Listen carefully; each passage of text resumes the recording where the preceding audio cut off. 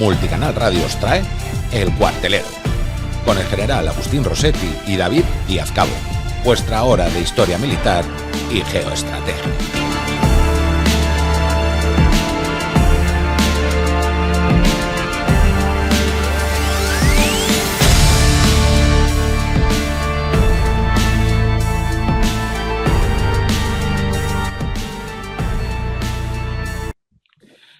Hola, buenas tardes amigos del Cuartelero, bienvenidos a otro nuevo programa de historia militar, geoestrategia, geopolítica, dedicada siempre al mundo de la defensa. Como todas las tardes, aquí en Multicanal Radio, en directo, y nos tenéis también en YouTube y en diferido, pues estos programas quedan en YouTube, en iVoox y Spotify. Y tenemos aquí, como siempre, conmigo al general Agustín Rossetti. Buenas tardes, mi general. Buenas tardes, David. Buenas tardes a todos.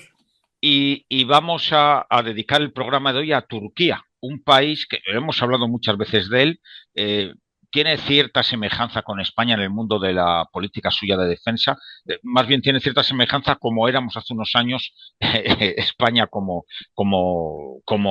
estado defensivo, y ahora ya no somos así. A mí me da envidia sana muchas veces en ese tema solo, en el aspecto de la defensa. En el otro, Turquía, pues ahora hablaremos geoestratégicamente y un poco de la historia del país. Tenemos algún programa sobre el Imperio Otomano, lo podéis buscar en iVoox y Spotify, que están ahí grabados, que quedaron interesantes, pero vamos a centrarnos más bien en la Turquía más actual, pero tocando un poco también de dónde vienen los turcos, cuál es un poco su historia y por qué son así, esa mezcla de culturas. Y eso, pues, y después hablaremos un poco, la última media hora, del tema de la defensa, de la actual industria de defensa de Turquía y de todo eso que producen ellos. Pues nada, vamos, sin más dilación, mi general, pues empezamos con la Turquía, a lo mejor de dónde.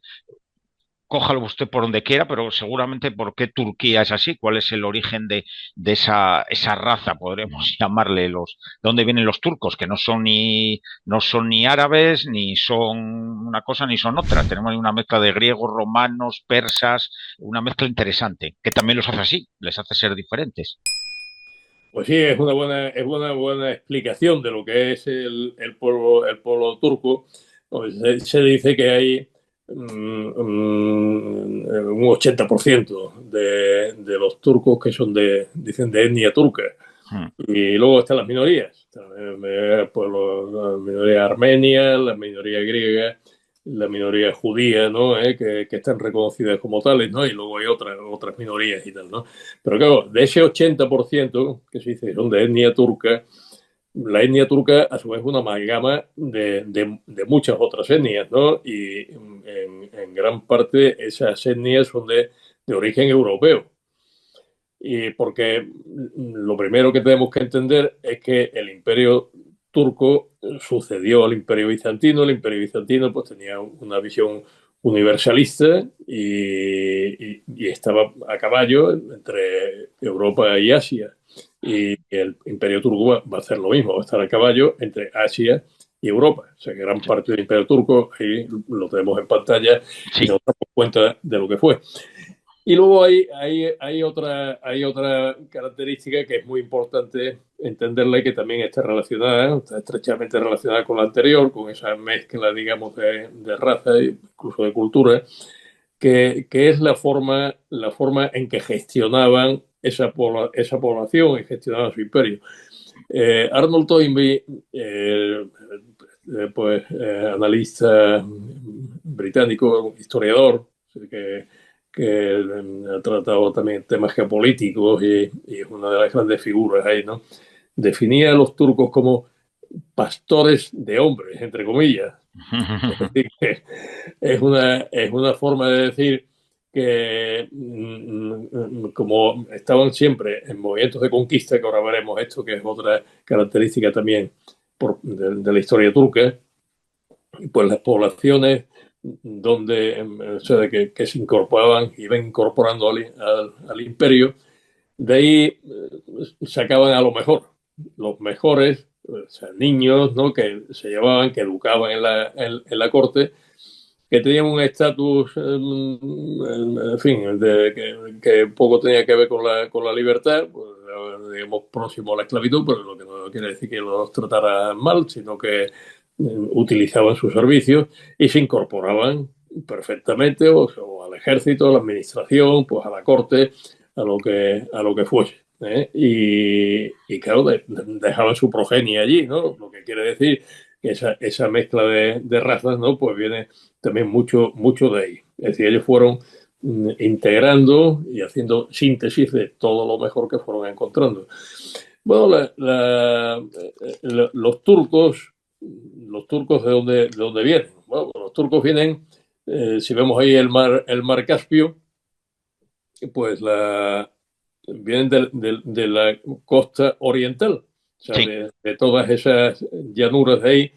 Ahí, en fin, en las fuentes de la antigüedad, pues se hablan de unos jinetes y tal, ¿no? Sí. A veces no se sabe muy bien de quién están hablando, de los escitas, de los sármatas, ¿no? Bueno, todo ese conjunto de pueblos que se movían por la estepa buscando recursos a un sitio y a otro, pues entran en contacto primero con el imperio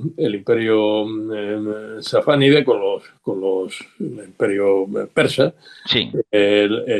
y finalmente pues lo invaden.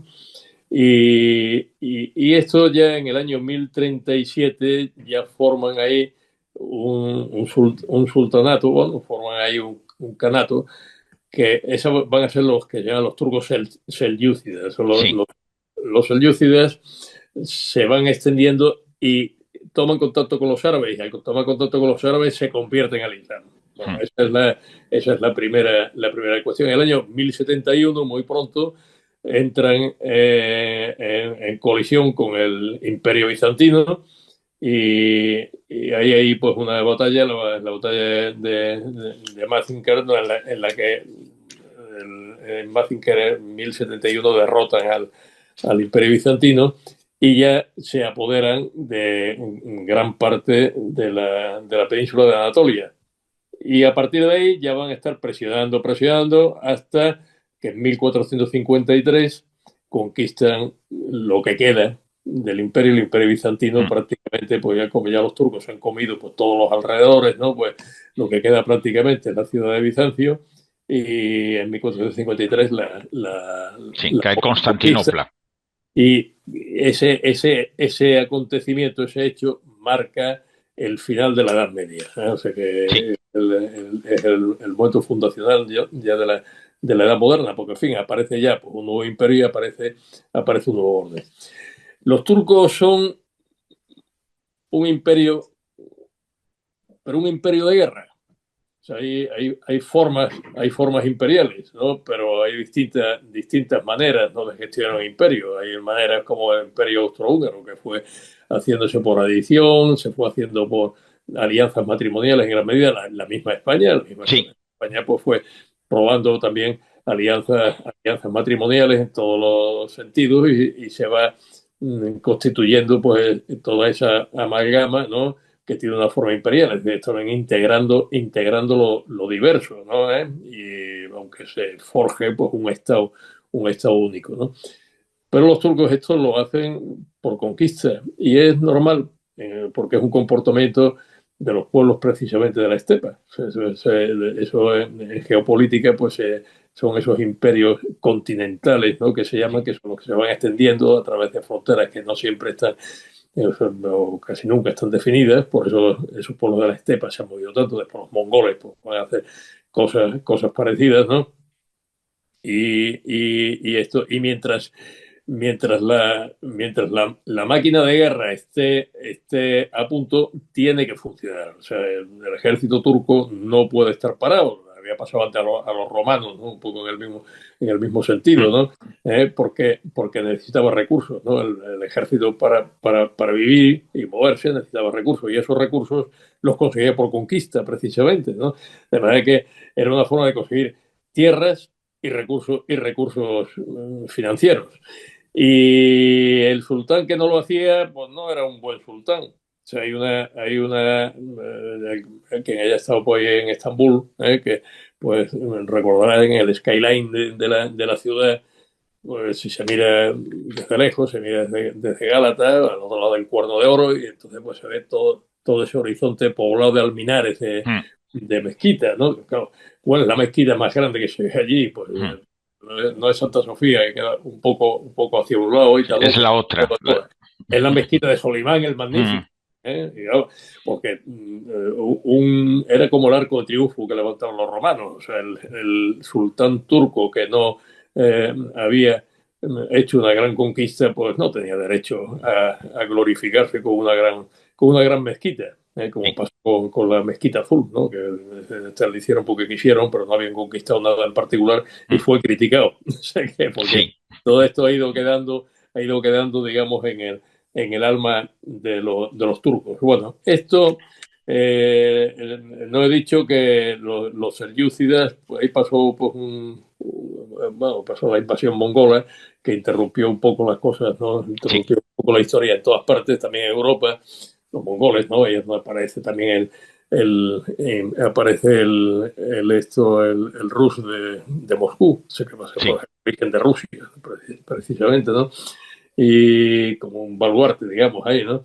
Ahí Y, tenemos, mi general, ahí tenemos Crimea señalado que lo pierden los turcos hacia 1800 sí, pero poco. ya es muy tardío cuando el imperio Ya, ya está en sí. crisis, ¿no? Ahora No, veremos. se lo digo por las reclamaciones rusas a veces de Sí, sí, históricamente, esto, que esto, esto es Erdogan a lo importante. mejor tiene más que ver en Crimea que Putin, históricamente hablando, me refiero. Es que esa era la gran aspiración de los rusos, ¿no? O sea, Sí, de los rusos es salir a los mares cálidos. cálidos, ahí está. Sí, Claro, sí, porque la salida, claro, la primera salida es que no tenían ni el Báltico porque ya estaban los suecos. Entonces, claro. es Pedro el Grande Les quiere quedaba esta. a, Esta era la salida que tenían. los suecos, ¿no? Pero claro, salen al Báltico, que no es un mar cálido, Mm, digamos. Entonces, claro, ya la salida al Mar Negro, o sea, una vez que conquistan Crimea, ponen ahí la gran base naval de Sebastopol, Sebastopol, que está ¿eh? aquí.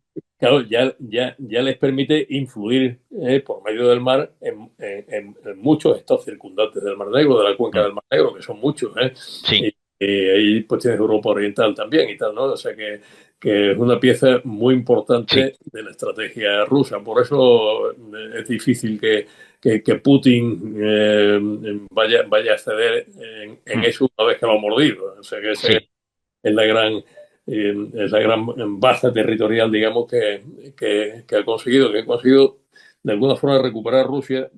Digo recuperar porque siempre fue parte de Rusia y no de Ucrania, pero Mm, no siempre, porque antes fue de los turcos. claro. Hay que tenerlo en cuenta que realmente dominaban, Mm, dominaban el Mar Negro.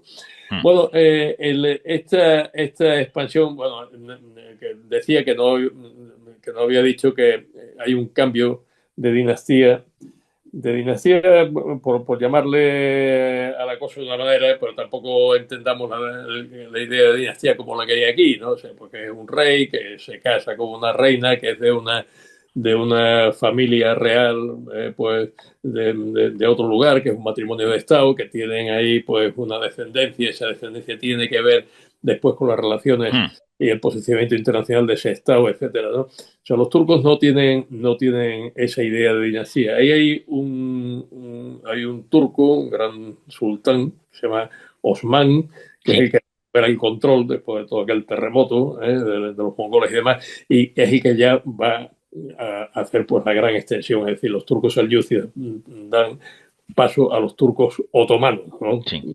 Otomanos de Osman, o sea que entonces ya son los descendientes de Osman. Pero claro, ya la descendencia, o sea, el linaje de Osman se va a perpetuar, porque claro, los linajes, ¿no? Que vienen por línea masculina y tal, ¿no? En las casas reales europeas, pues a veces se extinguen, Mm, y en fin, empieza una nueva dinastía, porque esto ya, por lo que a lo mejor pues hay un matrimonio, viene una sí. introducción de otra persona, por ejemplo, que Guillermo de Orange, que pasa Sí. a ser rey de Inglaterra, pues venía de Holanda, porque se habían Mm, quedado los Estuardos sí. sin línea sucesoria, ¿no? Pero claro, a los turcos nunca les pasa eso porque tienen el harén. Pues el harén es tan importante, o sea, es tanto el número de hijos varones que tiene el sultán que siempre hay uno, y siempre hay sí, uno en la línea de Osman, entonces por eso están todos en la línea de Osman, son todos sí. otomanos.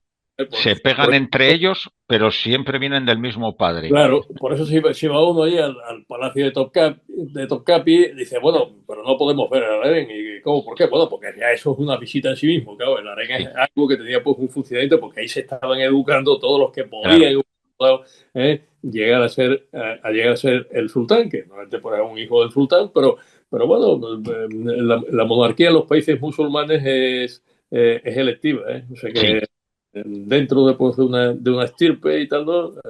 Determinada, pero es electiva. Bueno, con esto hemos explicado un poco lo que es el otomanismo.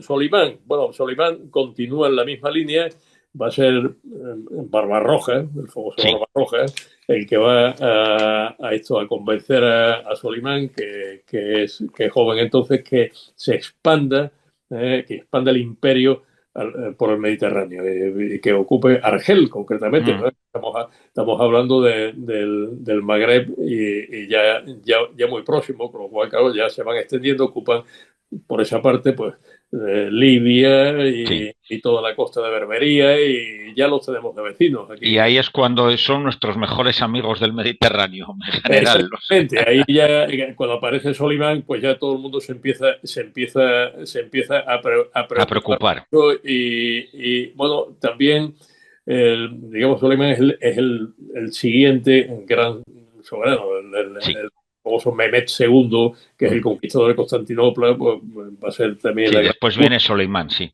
O sea, todo es, pues, y además ya veremos cómo funciona ahora esto actualmente, ¿no? Porque todo esto Sí, que estoy explicando tiene muchísimo que ver con el con comportamiento Erdogan. de la Tiene su Turquía reflejo en Erdogan. de la Turquía actual.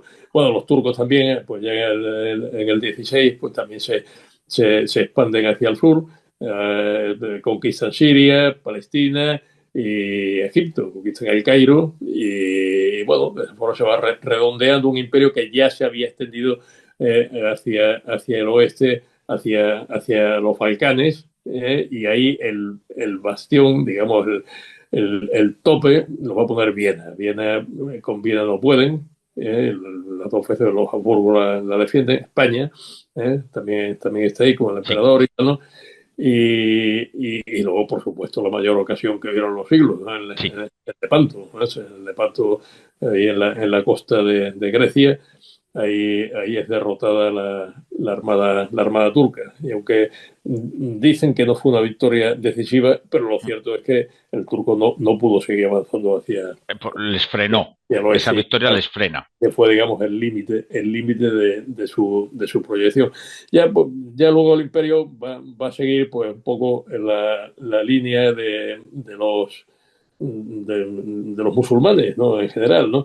Claro, al Islam lo que le pasa es que está petrificado, ¿no? Es una civilización que por el concepto que tienen, ese concepto teocrático que tienen de las cosas, ¿no? La Sharia no se puede innovar, porque pues, realmente se basa en el Corán y la Sunna y son los hadices del profeta y claro, todo eso pues tiene un recorrido difícil, tiene una modernización, digamos, complicada, ¿no? Sin embargo, en Europa, claro, en Europa donde el cristianismo pues, es la base de la cultura, pues, hay una base de libertad, aparece la modernidad digamos, la independencia, ¿no? La autonomía Mm, entre la fe y sí, la ciencia y entre la religión y la moral, entre esto también entre la religión y la economía, en fin, todo esto permite que se vaya desarrollando pues, un sistema de pensamiento que va sí. avanzando, llega a la ilustración, propicia la revolución y la revolución industrial.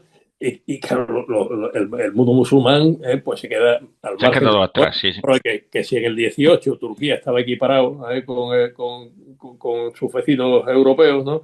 Ya en el 19 No. El imperio turco está en decadencia total. Bueno, entra en la Primera Guerra Mundial. La Primera Sí. Guerra Mundial es la gran derrota de la Primera Guerra Mundial. El Tratado de Sèvres se pacta Pierde todo esto que estoy señalando, que es esto que tenemos aquí, que era lo que le quedaba de su imperio, que era bastante, era bastante de todas formas. Claro, que era bastante, pero lo pierde, todo eso se fracciona, ya hemos hablado de eso, no vamos y a esto es Oriente Medio, que es donde ha quedado el jaleo del que hemos hablado en programas anteriores. Exactamente, y la misma Constantinopla queda ocupada, queda ocupada y dividida, ¿no? Y ante eso, pues, en fin, hay una reacción patriótica y la encabeza por un general que es Kemal Atatürk. Y Kemal Atatürk pues consigue imponerse militarmente y bueno, ya en 1923, sí, mi general. En 1923, exactamente. Las potencias están muy hartas de guerra y tal, ¿no? Y entonces pues van a un tratado, el Tratado de Lausana. El Tratado de Lausana pues ya digamos, se consolida la libertad, la independencia de Turquía. Hay una avenida ahí en Gálata, ¿no? En Estambul, la parte bueno, que está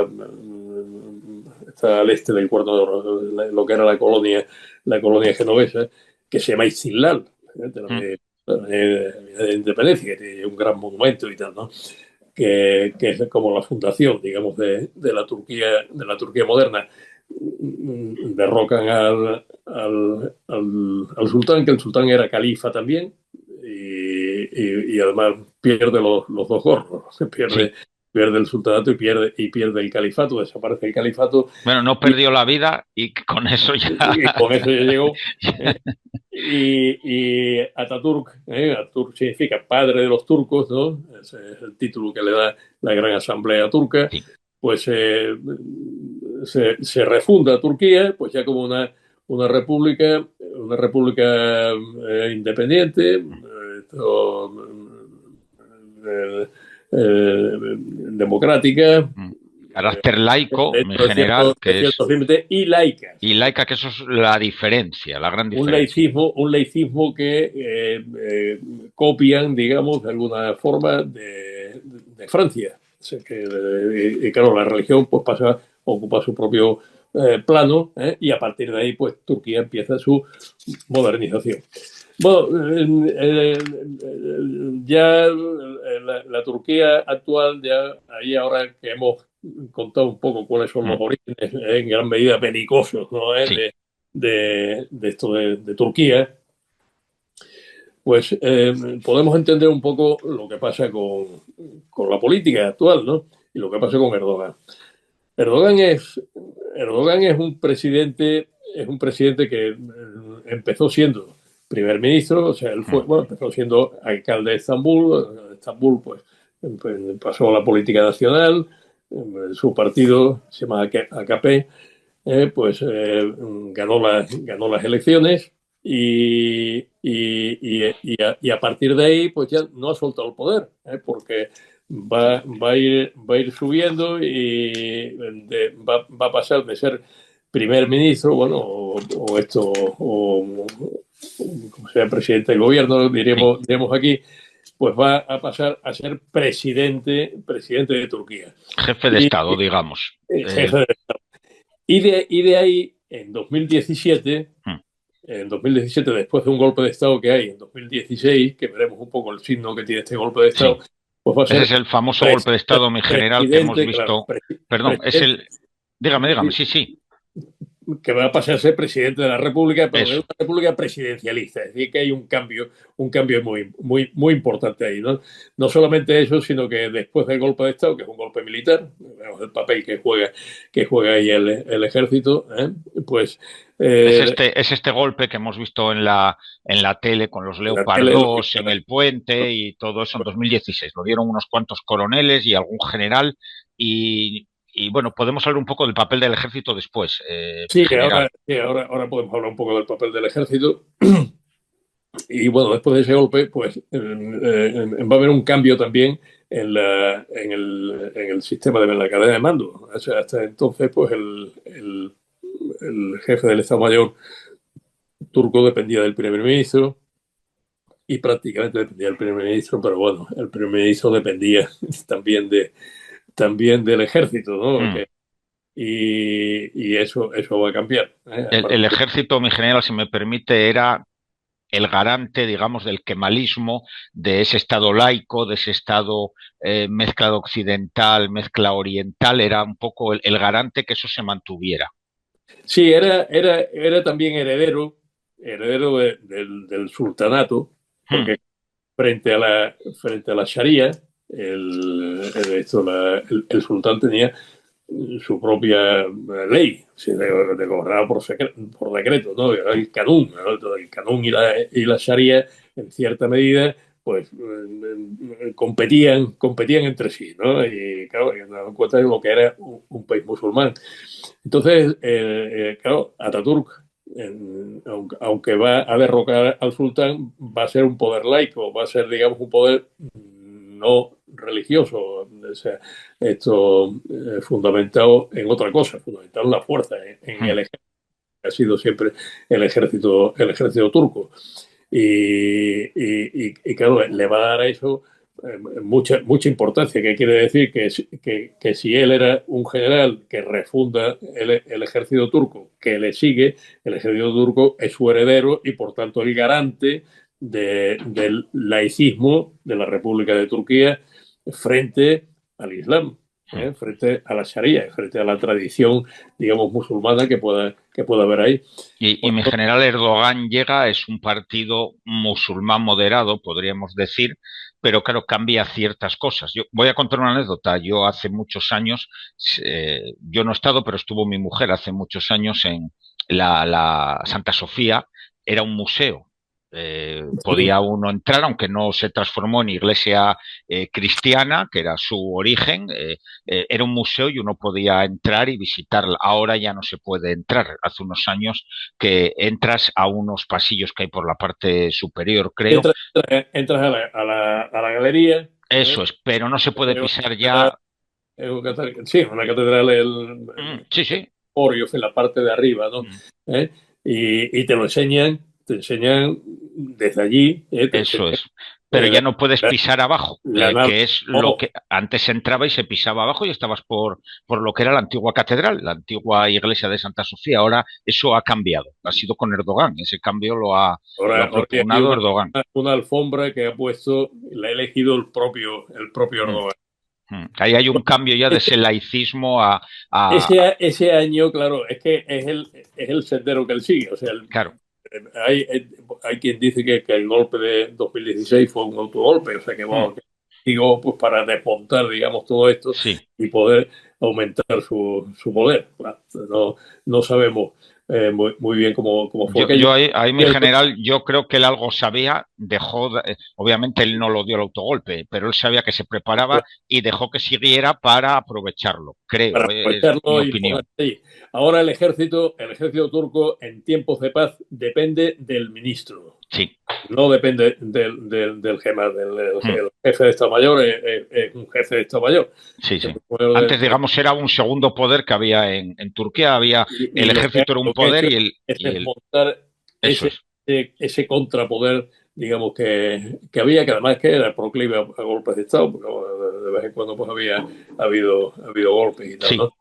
Y ahora el presidente, por medio del ministro de Defensa, manda a las Fuerzas Armadas y el jefe de Estado Mayor solamente toma el mando en tiempo de guerra. O sea, han cambiado las cosas pues radicalmente. Bueno, ese año de Santa Sofía, el año 20 de Santa Sofía, que se sigue llamando Santa Sofía porque sabemos que Sofía, ¿no? La Sofía es la sabiduría divina, ¿no? Sí.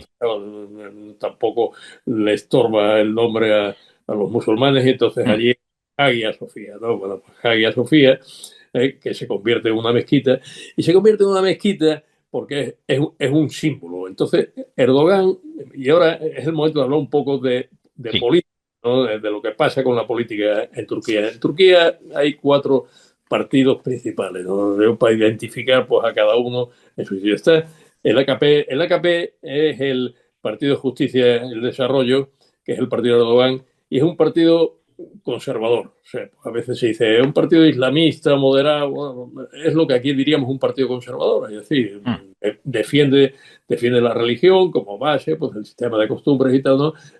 Pero dentro de un ámbito de libertad, pues compatible también pues con el laicismo de la República, que no ha cambiado en este aspecto. Es lo que sería un partido conservador. Luego hay un segundo partido, pero un segundo partido que, cuidado, que las últimas elecciones, las elecciones municipales que ha habido, que acaba de haber, esta primavera, las ha ganado, que es el CHP, es el Partido Republicano del Pueblo. El Partido Republicano del Pueblo es el partido kemalista, es el partido de Kemal Atatürk, el que sigue, digamos, el tradicional su que programa hemos hablado político, de ello, claro. Y es un partido de orientación que aquí diríamos de centro-izquierda, un partido socialdemócrata, por así decirlo, es decir, frente al conservadurismo del Partido de Desarrollo de Erdogan y tal, ¿no? Conservador, bueno, de derechas, ¿no? Pues tenemos este otro partido que sería pues como la izquierda, sean los dos pilares, ¿no? Bueno, más bien centro-izquierda, como decía usted, en general, más bien sería un centro-izquierda. Claro, puede ser, ¿no? Digamos, centro-izquierda, centro-derecha, esos son los dos. En el medio. Todo el centro político, que es la gran parte del voto, pues se va ahí, ¿no? Y luego hay otros partidos que son nacionalistas islamistas, es decir, el nacionalismo y el islamismo están relacionados entre sí, están relacionados, ¿no?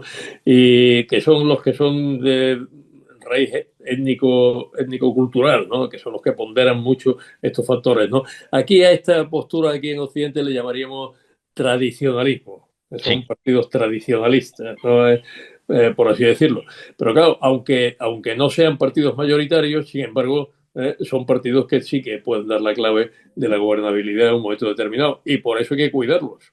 Por eso Erdogan tiene que tener un ojo puesto en el nacionalismo y en el islamismo turco. Y hay cosas que hace en el exterior que no se pueden entender si no es precisamente por eso, porque Turquía es una democracia. Turquía no es como Rusia. O sea, Erdogan a veces hay quien hace paralelismo entre Erdogan y Putin. No, Putin hace lo que le da la gana. O sea, claro, es un tirano. En Turquía no, en Turquía hay una democracia formal, hay que concurrir a elecciones, hay elecciones municipales, hay elecciones generales, hay elecciones presidenciales, y entonces pues el puesto pues hay que ganárselo luchando con los demás. Y luego está el Partido Democracia e Igualdad, que este es un partido pro-kurdo. ¿Por qué pro-kurdo? Pues porque hay 12 millones de kurdos en Turquía. Es decir, de una población de 80, 85 millones, ¿no? Hay 12 millones de kurdos, que son muchos kurdos. Sí, es un 15%, claro, que son casi muchos votos. 17% por ahí. Es mucha gente. Y tiene su peso, ¿no? Ahora, ¿cómo se reparte esto? Pues prácticamente el centro de Anatolia, de la península de Anatolia, el centro, digamos, del país, ¿no?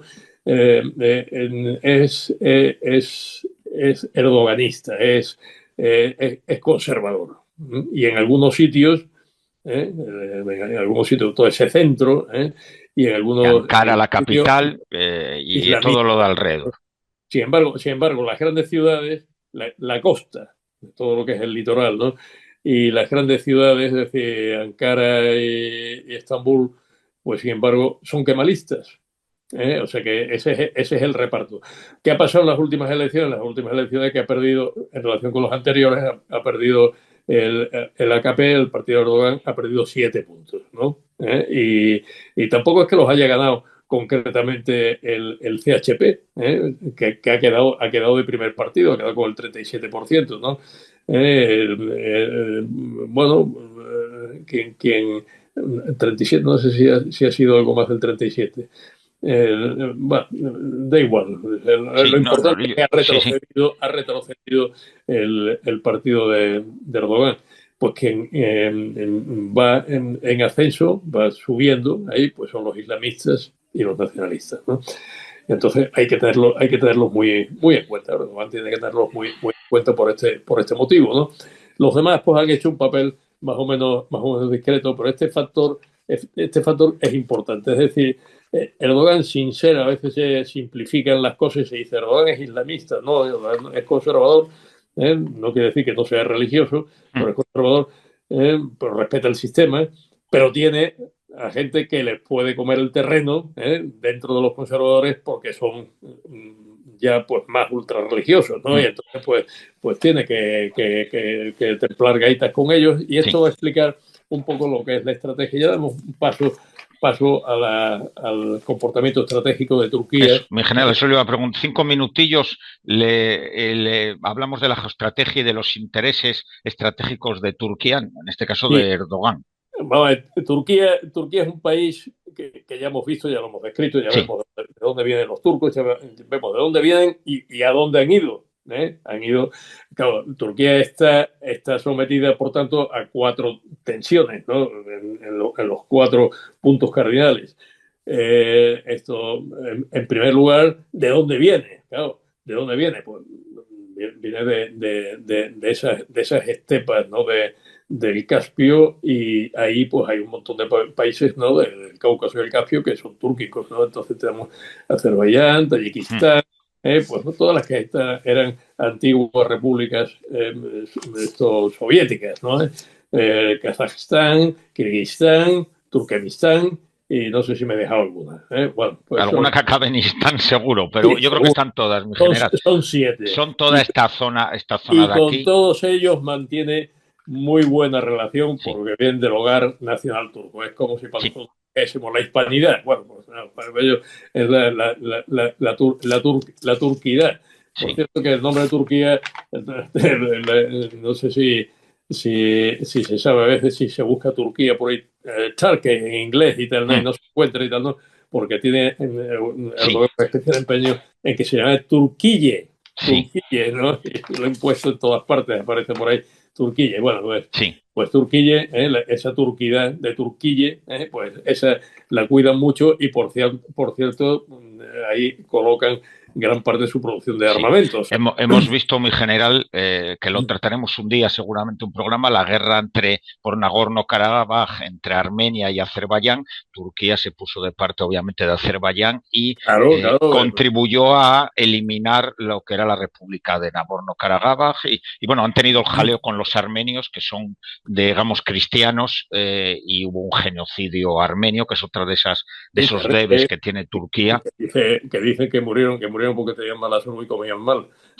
Los turcos.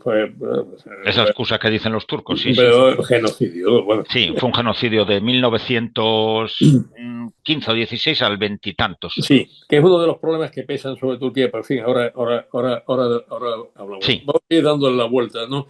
Esta influencia que tiene Turquía en Asia Central, por razones étnico-culturales y tal, ¿no? Pues le hace hacerse valer ante Rusia, porque Rusia tiene que tener buena relación con estas repúblicas, ¿no? Que a su vez también pues tiene importancia en la relación que tiene Rusia con China. Por eso Turquía juega a ser gran potencia, ¿no? Y tiene una estrategia tus azimuts. Es que influye en toda esta zona de aquí, y después es la salida al mar Mediterráneo de Rusia. Entonces Rusia tiene que tener mucho cuidado con Turquía, porque Turquía tiene mucha influencia en toda esa zona de ahí. Claro, exactamente. Eso le da peso. Entonces con Rusia pues practica una política ambivalente. Por una parte pues le vende sus buenos oficios en Asia Central y tal, ¿no? Que puede contribuir a la estabilidad, y que hay que llevarse bien. Rusia sabe que se tiene que llevar bien con Turquía y tal, ¿no? Y claro, Turquía por otra parte se tiene que portar bien con Rusia. Entonces cuando ha tenido problemas ahora con el petróleo, pues digo ahora en la guerra de Ucrania, embargos y tal, ¿no? Pues Turquía le ha comprado el doble de petróleo del que le compraba, ¿no? Y pues, hay quien dice que de esta manera ha conseguido equilibrar un poco el problema. Pero ruso. Por otro lado, mi general, Turquía también apoya a Ucrania, y ha enviado armamento, le envía vehículos Sí, blindados.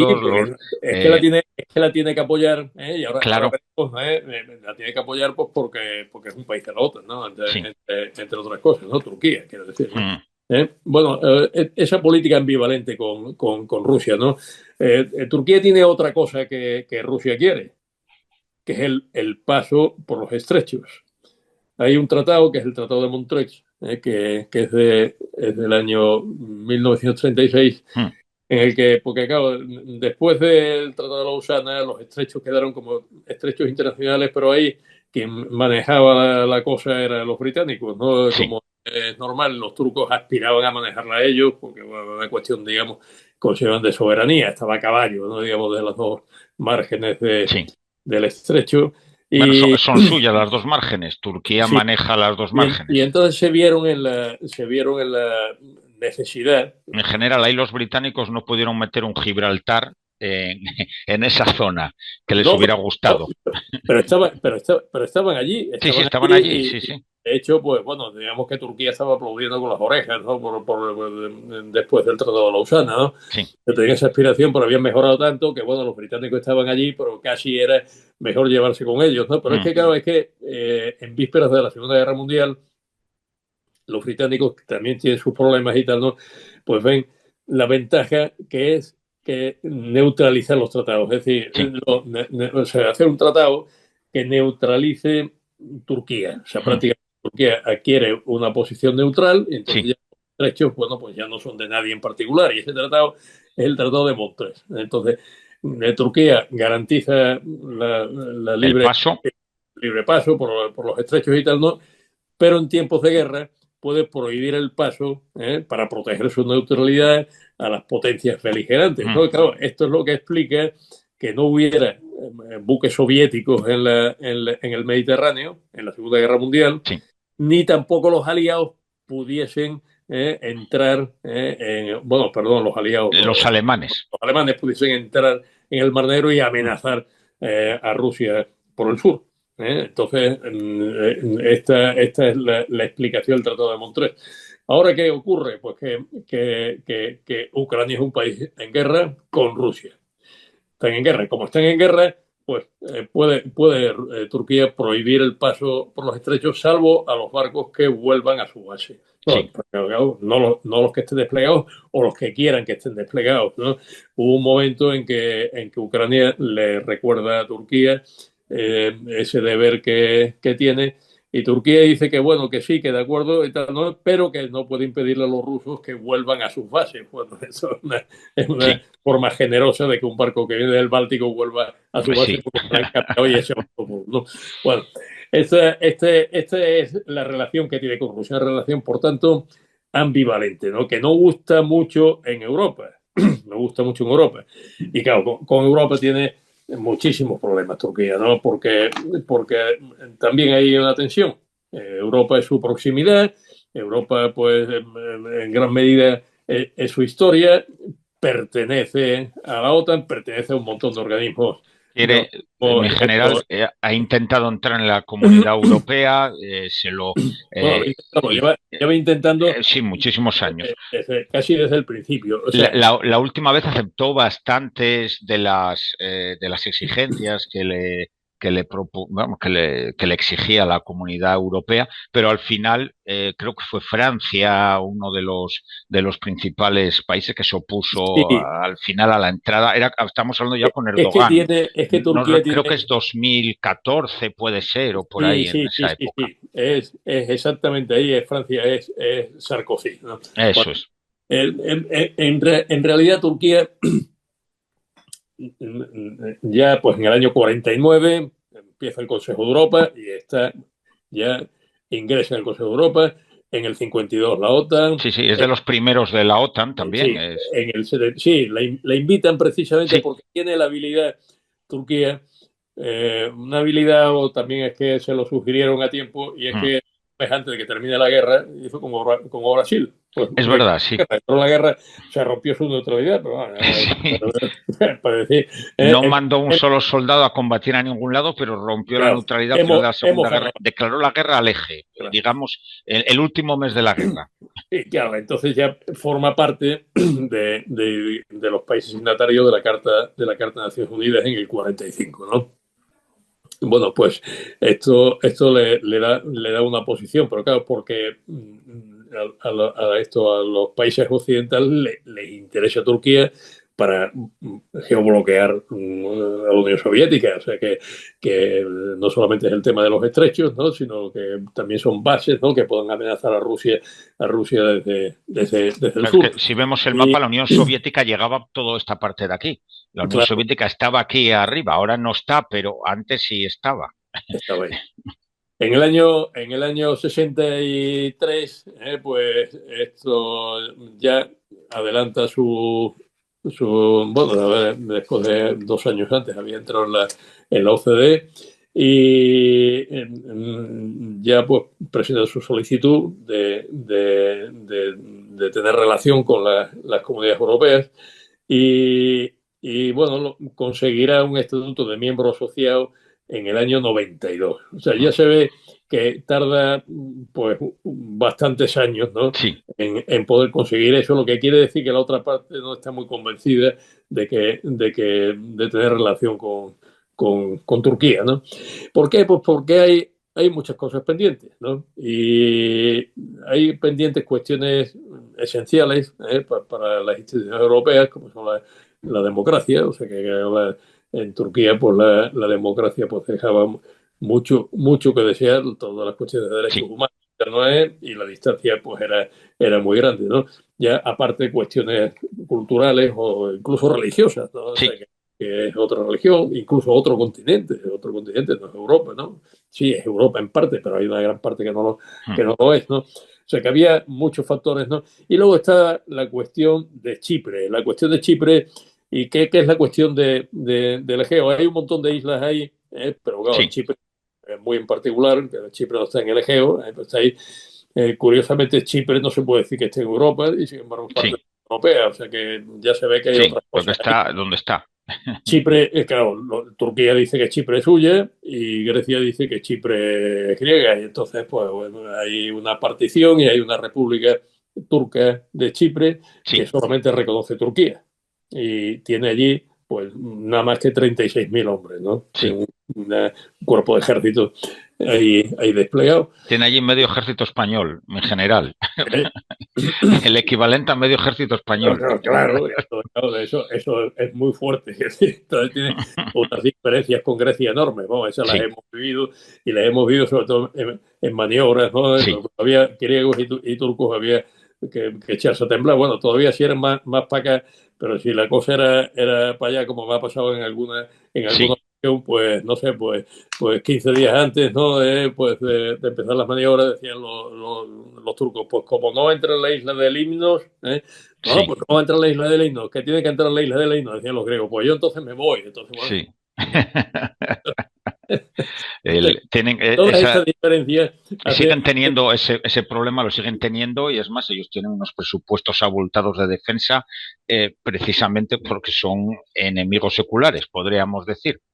Bueno, lo de Sarkozy que decías el otro día, todo este proceso que se va retrasando y retrasando, ¿no? Y perjudicando, pues ya le ofrecen, bueno, vamos a tener algún tipo de relación preferencial. Entonces los turcos se levantan de la mesa y dicen, porque están ustedes diciendo, si yo lo que quiero es entrar, que tipo de relación privilegiada, yo lo que quiero es entrar desde ustedes, ¿no?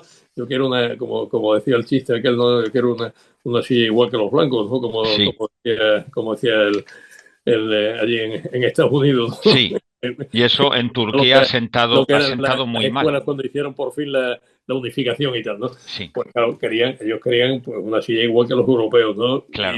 Y bueno, pues después del golpe del 16, el problema se hace mayor todavía y prácticamente ahora está estancado. Está estancado y claro, Erdogan lo sabe y sabe que tiene que templar gaitas con Europa y a partir de ahí, pero claro, vaya forma de templar gaitas lo que hace en 2020 con lo de Santa Sofía, ¿no? ¿Por qué hace Erdogan esto en Santa Sofía? Pues porque tiene con quien tiene que templar gaitas, ¿no? No es ya fuera con la Unión Europea, sino dentro con los islamistas, ¿no? Y esto es una forma, y con los nacionalistas. Entonces, la forma de congraciarse con ellos y que no le quiten, que no le cueste esta aproximación a Occidente, ¿no? Demasiado en términos electorales, ¿no? Es, pues, volver a dedicar Santa Sofía como templo, vamos, como mezquita, ¿no? Como mezquita, porque es una forma de decir, es una mezquita, es decir, es musulmana, lugar de culto musulmán, porque es de los turcos. Sí. Entonces está asociando islamismo con nacionalismo, que es lo que necesita precisamente en términos interiores. Bueno, esto es lo que pasa. Y ese año 20 empieza y seguimos dándole vueltas, ¿no? Estamos dando vueltas a los 4 puntos cardinales turcos, ¿no? Sí, nos falta, mi general, nos quedan 5 minutos. Lo del tema de la industria de defensa lo dejamos para el siguiente programa y vamos a acabar con, nos quedan 2 puntos cardinales, que uno obviamente va a ser... Nos quedan 2 puntos cardinales y efectivamente entonces dedicamos el siguiente programa a la industria de defensa al comportamiento de Turquía, y además ya pasarán más cosas en Oriente Medio. Sí. En Siria. Y actualizamos. Y podremos explicar un poco esta cuestión que ahí solamente lo vamos a esbozar, ¿no? Sí. Bueno, Europa es Europa, Centro Europa, y es Mediterráneo también. Sí. Pero claro, el Mediterráneo tiene 2 orillas. Y los dos se expandieron por la orilla sur. Y aquí lo tenemos. Vuelve a hacer lo mismo. Y esto Erdogan se encomienda a Solimán el Magnífico. Porque él siempre acude a la historia. No sé si al que le guste el cine, pues las series de televisión y demás, pues la cantidad de series turcas que hay, y muchas de ellas son series muy patrióticas, ¿no? Recurren mucho a la historia y demás. Es deliberado. Es que una de las cosas que hizo, no solamente hizo una limpia del ejército, una limpia de la universidad. Hecho por profesores, ¿no? Y tal, ¿no? Instaló precisamente esta base otomanista también en la universidad. Se metió ahí, ¿no? Y en el cine y en todos los ámbitos culturales. Sí, se puede ver en las series que hay. Bueno, pues ese año 20 despliega tropas en Libia. Sí. Y, o sea que ya tenemos a los libios, ya tenemos a los turcos, pues aquí mismo, menos mal que se han aliado. Caramba, pero lo que piensan algunos y tal, ¿no? De manera que ahí empieza ese otomanismo, ese poder blando del que ha hecho gala hasta ese momento, incluso en países árabes, musulmanes, ¿no? En países también musulmanes, ¿no? De Asia Central y tal, ¿no? Se va a convertir ahí en un poder duro. Y el ejército turco, las Fuerzas Armadas turcas, de ser las fuerzas kemalistas de defensa de la República, de esa concepción defensiva, que tú has hecho una buena comparación con lo que había en España en el tiempo de Franco y tal, ¿no? Que era de defensa de la ciudadela España y tal, ¿no? Que es lo que era Turquía, pues ahora va a ser unas Fuerzas Armadas de proyección. Y para eso tiene que desarrollar una industria de defensa, porque claro, en Occidente pues le dicen ¿a dónde vas?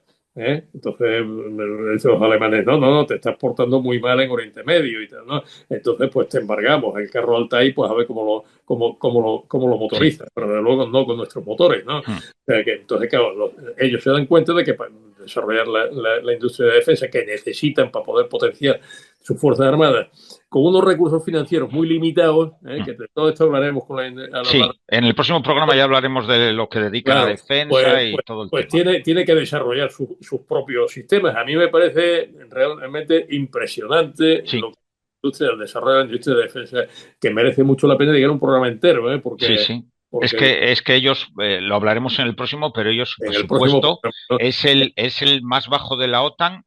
Estamos nosotros debajo, digamos, es el país que está delante nuestro en el presupuesto. Ellos gastan el 1,4 o algo así, nosotros estamos en el 1,49. Eso, por ahí, nosotros estamos el 1,2, no llegamos al 1,3. Eso, pues ahí, pues están como un poco más que nosotros, pero sin embargo todo lo que hacen es impresionante lo que están haciendo con su industria de defensa, que eso lo comentaremos en el próximo programa. Y lo que es el ejército. Sí, también, sí. En el próximo programa hemos quedado con el cuarto punto cardinal. Que es este de aquí.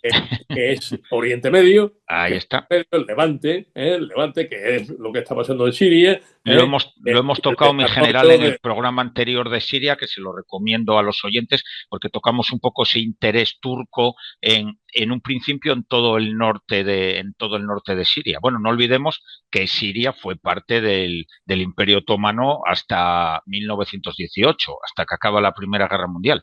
Que no se nos olvide que ellos ahí siguen teniendo ese sentimiento por ese territorio. Veremos en qué acaba, pero obviamente Erdogan tiene interés en lo que es todo el norte de Siria. Asegurarse, igual que los israelíes, comentamos en otro programa, quieren hacerse su colchón de seguridad en el sur de Siria, con los drusos y los altos del Golán, Monte Hermón y compañía. Los turcos quieren poner su colchón de seguridad en el norte de Siria. Ese yo creo que es el interés ahora mismo de Erdogan. No sabemos cómo lo va a llevar a cabo. Eso es otro tema diferente. Como lo viene llevando a cabo. Sí. Claro, es que ha intervenido en Irak, y no se corta, intervenido en Irak, intervenido en Siria, Sí. Va acorralando a los kurdos, que kurdos, ya digo, 12 millones en Turquía. O sea, y un problema, pues incluso un problema electoral. Sí. Condiciones. Se dice que, por ejemplo, todos los refugiados sirios que van llegando y de la inmigración ilegal que le entraba por Siria, él lo iba recolocando en lo que es el Kurdistán, toda la zona de la Turquía kurda, y de esa manera rebajar simplemente es cambiar una raza por otra o una entidad política por otra. Eso es tan antiguo como el mundo. Está metiendo. Sí, es lo que siempre han hecho los poderes continentales. Sí. A través de las fronteras, ¿no? Se han expandido a través de las fronteras. Hoy día no se pueden hacer guerras de conquista y tal, ¿no? Bueno, no se pueden, o sí se pueden. Sí se puede, pero no estaban de moda, digamos. Pero bueno, pero el comportamiento, digamos, de base sí. sigue siendo el mismo, ¿no? Ese es el interés que había en explicar un poco lo que es Turquía, porque a veces se nos escapan un poco países que son muy lejos de nuestra cultura y que no entendemos muy bien su comportamiento exterior. Así que, bueno, pues el próximo programa pues hablamos de Turquía en Siria, hablamos de las Fuerzas Armadas turcas, ¿no? Y su base tecnológica e industrial, ¿no? En fin, que tiene un desarrollo. Que va a ser un programa muy interesante, porque hay muchos paralelismos entre España hasta los años 80-90 y la Turquía actual en lo que es su industria de defensa y sus ejércitos. Como decía al principio, para mí es admirable como lo llevan, independientemente hablamos solo de tema defensivo, de tema de ejércitos y de defensa, no de tema político. Creo que hemos dado un gran repaso, el general ha dado un gran repaso a lo que es la antigua Turquía, los otomanos, y a lo que es la Turquía actual, la República Turca desde 1923. El neotomanismo. El neotomanismo, que le llaman ahora a Erdogan. Sí, Erdogan le define ahora como el neotomanismo, sus políticas. Y yo creo que sí, que bueno, usted lo ha dejado bastante claro, y yo creo que eso no es discutible, no es algo que... Él quiere ser sultán, pero lo que pasa es que ahora es un sultán en un país democrático. Sin embargo, de momento ya es presidente, ya es un régimen presidencialista. Sigue teniendo la tendencia de los sultanes de casar a sus hijas, ¿no? Con sus colaboradores, ¿no? Porque a su hija pequeña la ha casado con Bayraktar. Eso es, con el de los drones. Que ya no son el de los drones, ¿no? Sí. Ahora ya tiene ahora ya fabrican más cosas, el de Bayraktar. Y drones muy grandes, ya no tan pequeños. Eso los veremos en el próximo programa, algunos de ellos. Pues, mi general, pues muchas gracias. Gracias a ti, gracias a todos. Y gracias a todos los que nos habéis seguido, como siempre. Os esperamos en el próximo programa del Cuartelero, y como siempre pues nos tenéis en diferido en YouTube, iVoox, Spotify. Darle ahí al me gusta y estas cosas que se hacen en YouTube, que siempre va a ayudar a la emisora a que sigamos haciendo estos programas. Nada, gracias a todos, amigos, saludos y salud. Adiós.